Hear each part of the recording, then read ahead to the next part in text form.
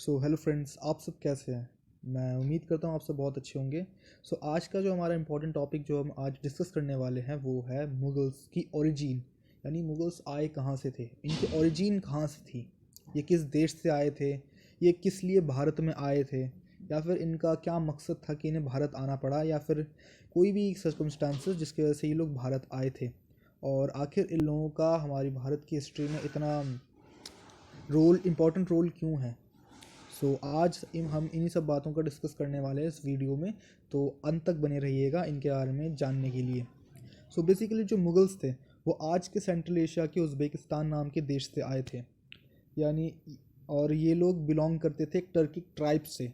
तो Turkic tribes basically क्या होती है। जो टर्किक ट्राइब्स होती है वो एक्चुअल में central Asia, north western China और जो साउथ ईस्टर्न जो रशिया है उसमें पड़ने वाली एक बर्बर प्रजाति है, एक नोमैडिक ट्राइब्स है, जो कि एक खाना बदोश प्रजाति भी है, जो कि एक जगह से दूसरी जगह बदलते रहते हैं खाने की तलाश में और अच्छे इन्वायरमेंट की तलाश। और ये लोग बचपन से ही घुड़सवारी करना जानते हैं और तीरंदाजी की इनकी जो शिक्षा होती है ना बचपन से दी जाती है। और ये लोग तीरंदाजी में, घुड़सवारी में बहुत ज़्यादा माहिर होते हैं, यहाँ तक कि इन्हें दुनिया का इस चीज़ में सबसे ज़्यादा महारत भी इन्हें हासिल है इस चीज़ में। और 10वीं शताब्दी से ही भारतवर्ष पर तुर्कों का हमला होना शुरू हो चुका था।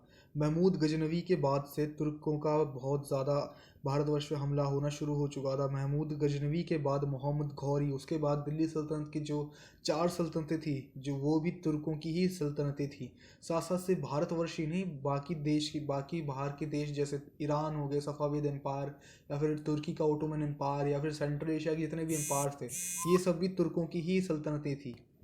और भारतवर्ष पर मुगल वंश की स्थापना ज़हीरुद्दीन मोहम्मद बाबर ने की थी, जिसका जन्म फरगाना वैली में 1483 में हुआ था। बाबर का तैमूरी ख़ानदान से ताल्लुक़ था। बाबर के परदादा तैमूर लंग थे, जिन्हें हम टैमरलेन या फिर आमिर तैमूर भी कहते हैं। बाबर अपने पिता की तरफ से तैमूरलेन का वंशज था और बाबर अपनी माँ की तरफ से चंगेज़ खां का 10वां वंशज था। तो बाबर के खून के अंदर तैमूर लंग, चंगेज़ खां जैसे योद्धाओं का खून दौड़ रहा था।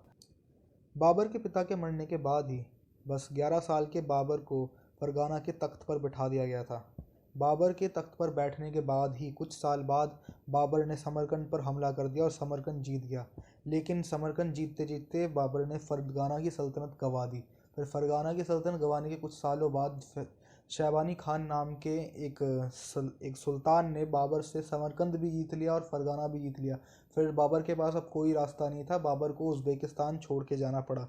फिर बाबर को उज़्बेकिस्तान छोड़ने के बाद बाबर अफ़गानिस्तान की तरफ कूच कर गया और अफ़गानिस्तान पे उसने आज के काबुल पर कब्जा, और काबुल घाटी के कुछ साल बाद कब्ज़ा करने के कुछ साल बाद उसने फिर समरकंद जीतने की कोशिश की, लेकिन फिर नाकाम रहा।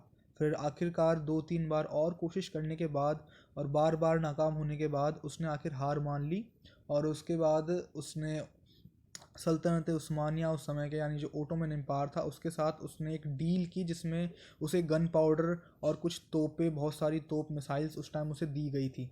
उन्हीं की मदद से उसे फिर उसके बाद दिल्ली सल्तनत के बारे में पता चला था, जो पहले ही उसकी जिसके लिए उसने कूंज कर रखा था।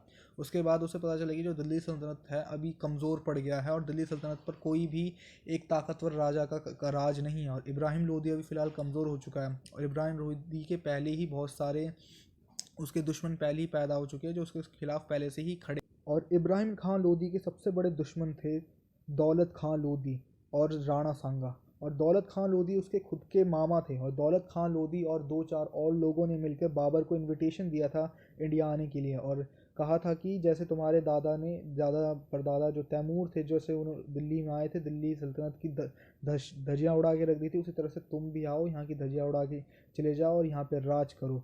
बाबर ने इस चीज़ का न्योता ले लिया और 1526 को पानीपत की जो पहली जंग हुई थी पानीपत में, जिसमें बाबर विजयी हुआ। और बाबर के जीतने की सबसे बड़ी वजह थी उसके तोपखाने और उसके बंदूकें, जो कि उसे ओटोमन एम्पायर्स ने दिया था। और उत्तर भारत में पहली बार बाबर ने तोपों का इस्तेमाल किया था। आज से पहले उत्तर भारत में कभी भी तोपों का इस्तेमाल नहीं हुआ था। इस वजह से भले ही इब्राहिम खान लोदी की 1 लाख की बहुत बड़ी सेना हो, भले ही बाबर के पास सिर्फ 30,000 की सेना हो जिसमें 15,000 घुड़सेना थे, लेकिन इब्राहिम खान लोदी की सेना के आगे जो चल रहे जो हाथी थे, जब उनके ऊपर जब तोपों के गोले बरसने शुरू हो गए तो उसके जो हाथी थे वो डर के मारे पीछे की ओर भागने लग गए और अपने ही सैनिकों को, जो इब्राहिम खान लोदी की सेना थी, उन्हीं के ऊपर चढ़ के उन्हीं को कुचलने लग गए थे। और बाकी जो बाबर के जो तोपखानों ने वैसे ही बहुत ज़्यादा हड़कंप मचा के रख दिया था। आधे से ज़्यादा सिपाही भाग गए थे इब्राहिम खान लोदी के, और बाकी जो बचे रह गए थे उन्हें बाबर की जो जो जो बंदूकधारी जो सैनिकों थे उन्होंने ही काट के रख दिया था। और बाकी जो बचे कुचे सैनिक और बाकी थे, बाकी ज़्यादातर तो भाग गए थे मैदान। और पानीपत की जंग की जीतने के बाद उसने लगातार बैक टू बैक 4 बैटल्स और लड़ी। जो दूसरी बैटल थी वो थी राणा सांगा के साथ लड़ी थी। राणा सांगा के साथ 2 बैटल लड़ी थी। पहली बैटल में तो बाबर हार गया था जैसे तैसे करके, लेकिन दूसरा बैटल वो जैसे तैसे करके जीत ही गया बाद में। उसके बाद उसने और भी एक्सपेंशन बढ़ाया, साथ साथ और भी बहुत सारे जो अफ़गान कम्युनिटीज़ जो इंडिया में पहले से ही रह रही थी मोहम्मद गौरी के टाइम से, उस टाइम पे जो और भी जितनी अफ़गान कम्युनिटी थी वो उस टाइम पे बाबर से नाराज़ हो गई थी। सो उन लोगों के साथ भी बाबर का लड़ाई हुई, बट बाबर उनसे भी जीत गया और उसने अपना एक्सपेंशन बहुत आगे तक बढ़ा दिया था। उसने काबुल, पानीपत और अवध से लेकर उसने पूरा बंगाल खाड़ी तक वो चला गया था। वहाँ बंगाल तक उसने अपना एक्सपेंशन कर दिया था।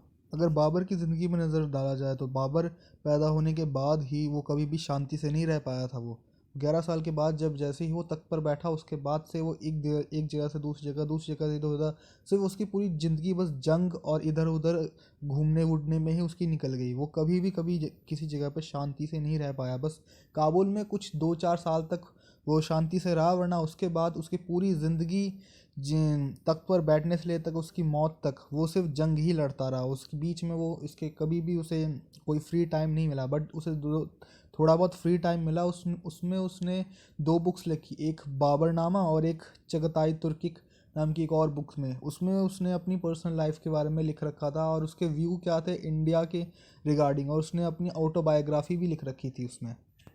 सो फाइनली 1530 में जब बाबर की डेथ हो जाती है, फिर बाबर की डेथ के बाद उसका जो सबसे बड़ा बेटा होता है हुमायूं, वो गद्दी पे संभाल लेता है।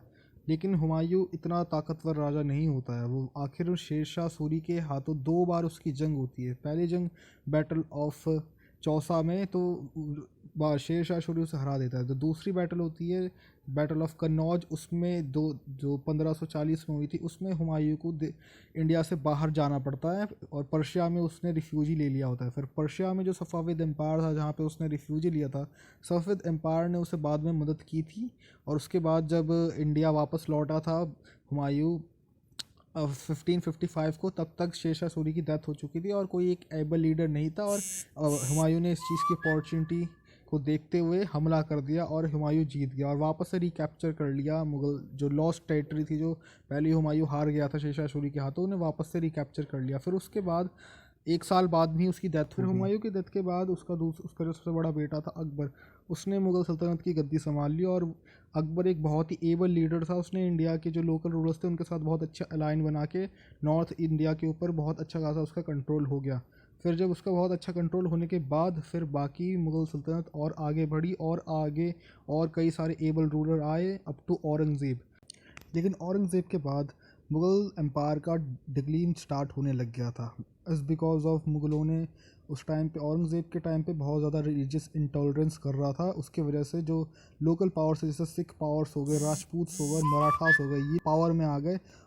मुग़लों के डिक्लीन की जो रियल वजह है वो थी उनकी रिलीजियस इंटॉलरेंस दूसरे धर्मों के प्रति और जो लोकल लोग इंडिया में रह रहे हैं उनके प्रति, जिस वजह से सिख और मराठास पावर में आ गए लोकल लोगों की मदद की वजह से। और उसके बाद मुग़ल सल्तनत की नींव टूट गई थी इंडिया में।